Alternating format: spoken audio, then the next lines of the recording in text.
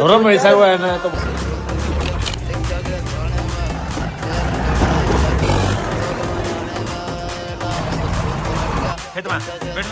जोर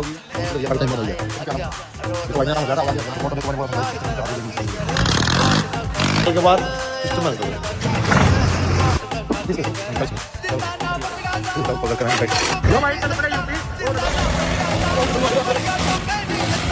नंबर जोड़ दिया यूपी में